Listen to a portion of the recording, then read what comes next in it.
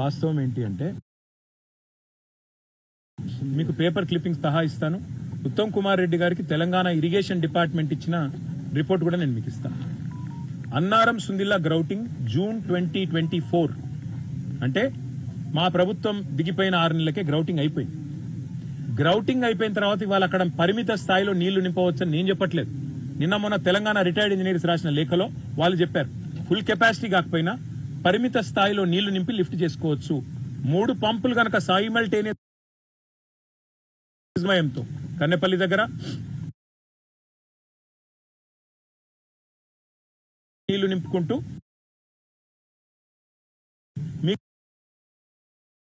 మీటర్లతో problem ఉండొచ్చు, కానీ అన్నారంలో grouting అయిపోయింది, సుందిల్ల గ్రౌటింగ్ అయిపోయింది, అక్కడ సమస్య లేదు.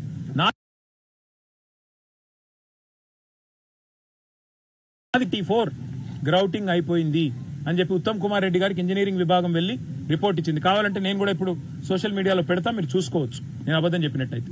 రెండవది, ఎల్లంపల్లి కాడికి నుంచి పైకి సిస్టమ్ అంతా ఇంటాక్ట్ ఉంది, ఏ ఇబ్బంది లేదు. కాబట్టి ఇవాళ అడ్డం వస్తున్నదల్లా అహం. రేవంత్ రెడ్డి ఈగో దెబ్బతిన్నది. తప్పు ఒప్పుకోవడానికి ఆయనకి ఈగో అడ్డం వస్తున్నది. ఏంటి తప్పు? కాళేశ్వరం కూలేశ్వరం అయిపోయిందని చెప్పిన కదా, మరి కాళేశ్వరంకి వెళ్ళి నీళ్లు లిఫ్ట్ చేసుకునే సౌలతు నువ్వు రిపేర్ చేయకుండానే బరాజును ఉంది అని బీఆర్ఎస్ ఎక్స్పోజ్ చేస్తుంటే ఆయన గొంతులో పచ్చి వెలక్కాయ పడ్డది. చెప్పస్తలేదు, మింగస్తలేదు, కక్కస్తలేదు, ఏం చెప్పాలనో చెప్పస్తలేదు. మొన్నేమన్నాడు మేము మొదలు మాట్లాడితే ఏడికెళ్ళి పోతాయి అన్నాడు. మేము పోయి నీళ్లు చూపెట్టినాక ఇప్పుడు ఉల్టా కథ మార్చిండు. ఎన్డీఎస్ఏ చెప్తుంది అంటాడు. ఎన్డీఎస్ఏ ఏం చెప్పింది? రిటైర్డ్ ఇంజనీర్లు ఏం చెప్తున్నారు? అన్నారం సుందిల ద్వారా పరిమితంగా నీళ్లు తీసుకొని పోవచ్చు, పరిమితంగా నీళ్లు నిల్వ ఉంచి లిఫ్ట్ చేయొచ్చు అని చెప్తా ఉన్నారు. నేను ఇంకొక మాట కూడా అంటా ఉన్నా. ఇవాళ కేంద్ర మంత్రి ఇక్కడ ఉన్నారు బండి సంజయ్ గారు, నేను వారిని కూడా అడుగుతా ఉన్నా. ఈ ఎన్డీఎస్ఏ ఏంటిది? ఎన్డీఎస్ఏ అది ఎన్డీఎస్ఏ రిపోర్టా ఎన్డీఏ రిపోర్టా? అది నాకు తెలియక అడుగుతా ఉన్నా.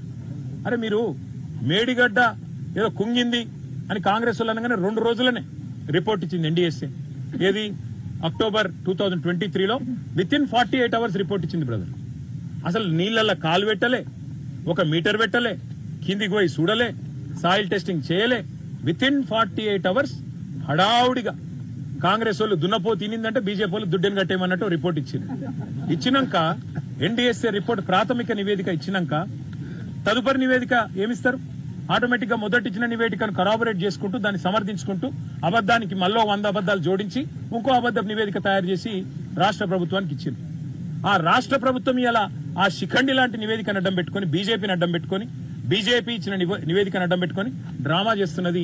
ఎన్డీఎస్ఏ చెప్పేదాకా మేము చేయమంటున్నది. నేను అడుగుతా ఉన్నా బ్రదర్, ఇదే ఎన్డీఎస్ఏ చైర్మన్ గా ఉన్న వ్యక్తి ఆయన ఆధ్వర్యంలో కడుతున్నారు పోలవరం ప్రాజెక్టు. పోలవరం ప్రాజెక్టు 3 సార్లు కొట్టుకపోయింది. ఇప్పటికీ వీళ్ళు కడుతున్న అందమైన ప్రాజెక్టు అక్కడ మాత్రం ఎన్డీఎస్ఏ పోదు.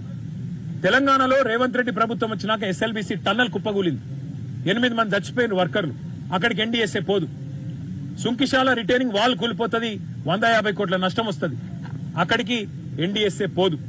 అట్లాగే పెద్దవాగు ప్రాజెక్టు కొట్టుకపోతుంది, అక్కడికి ఎన్డీఎస్ఏ పోదు. వట్టెం పంప్ హౌస్ మునిగిపోతుంది రేవంత్ రెడ్డి వచ్చినాక, అక్కడికి పోదు. సొరంగం కూలిపోయినా బీజేపీ స్పందించదు. బీహార్ లో బ్రిడ్జిలు కూలిపోయినా ఎన్డీఎస్ఏ పోదు.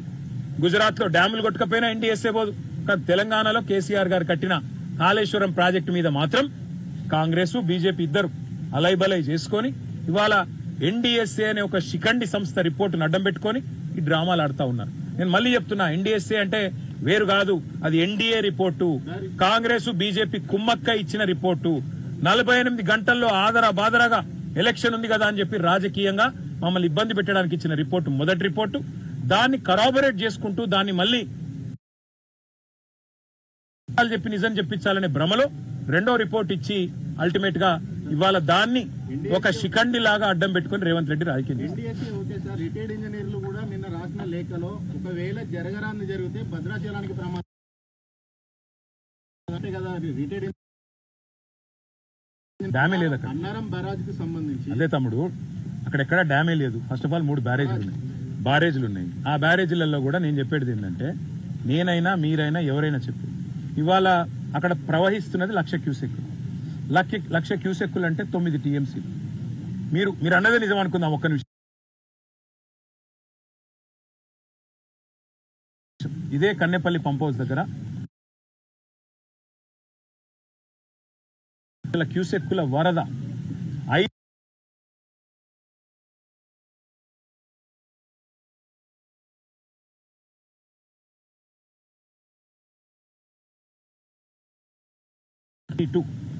ఆ రోజే 247 టీఎంసీల ప్రవాహం వస్తేనే అంత ఉధృతంగా మేడిగడ్డ బ్యారేజ్ మీదికెళ్ళి నీళ్లు పోయినాయి. అయినా ఏం కాలే భద్రాచలాన్ని. ఇలా 9 టీఎంసీల నీళ్లు పోతే భద్రాచలం కొట్టుకపోతుంది అంటే మెడకాయ మీద తలకాయ ఉన్న నవ్వుతాడా, వింటాడా దాన్ని? నేను అనేది అదే, మీకు అర్థం చేసుకోండి మీరు. ఇంకొక మాట, అదే రిటైర్డ్ ఇంజనీర్లు చెప్పిన మాట ఏంటంటే బ్రదర్, 3 బ్యారేజీలలో కూడా మేడిగడ్డ పక్కన పెట్టిన 2 బ్యారేజీలలో కూడా కన్కరెంట్ గా సైమల్టేనియస్ గా నడిపితే, సమన్వయంతో నడిపితే వెంటనే నీళ్లు పరిమిత స్థాయిలో అన్న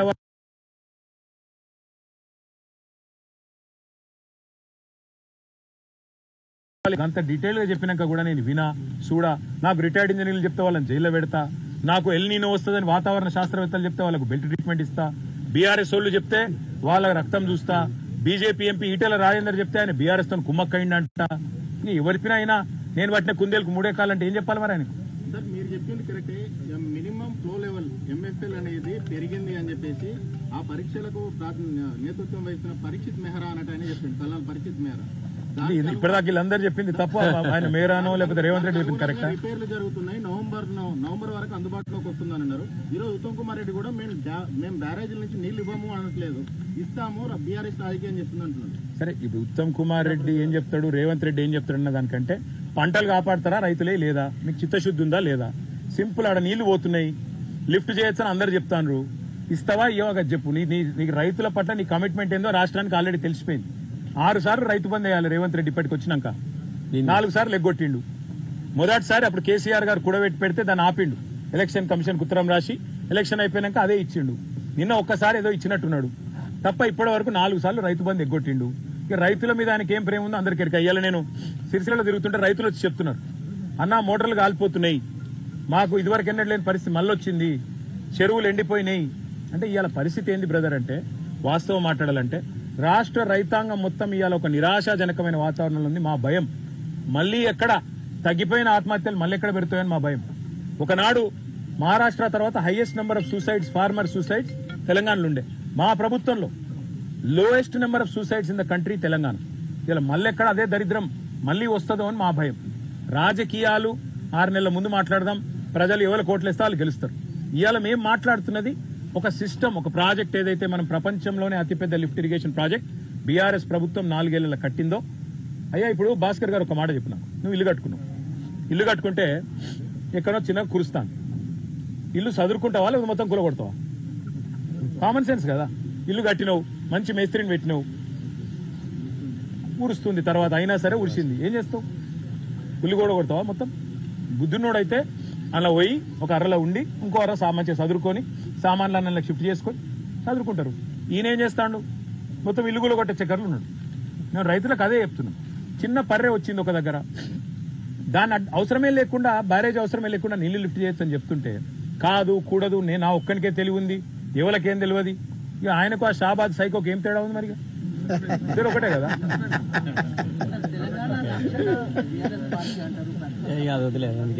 ఇక నేనేమంటున్నా అంటే ఆల్టర్నేట్ ఏముంది?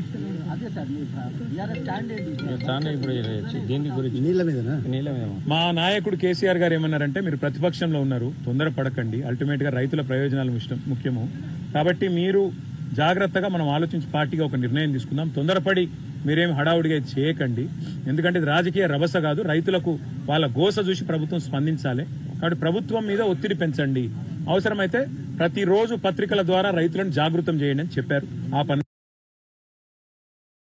వ్యవహారం చేస్తే మా నాయకుడు కేసీఆర్ గారి సమక్షంలో ఒక సీనియర్ నాయకులు అందరం మీటింగ్ పెట్టుకుని వారి నిర్ణయానుసారం ఎట్లా ముందుకు పోవాలో ఆలోచించారు.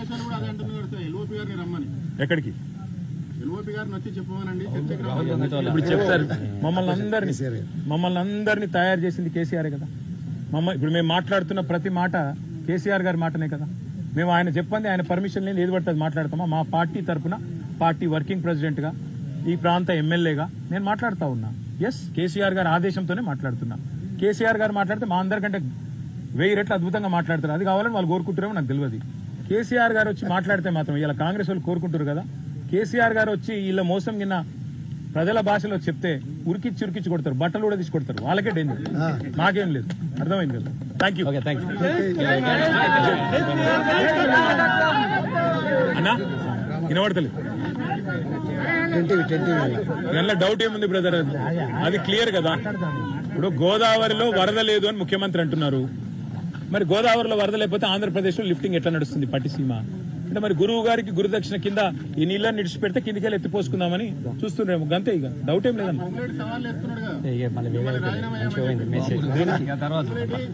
ఆయన ఏదైతే బాంబులు వేస్తున్నాడో బాంబులు ఏమని చూద్దాం.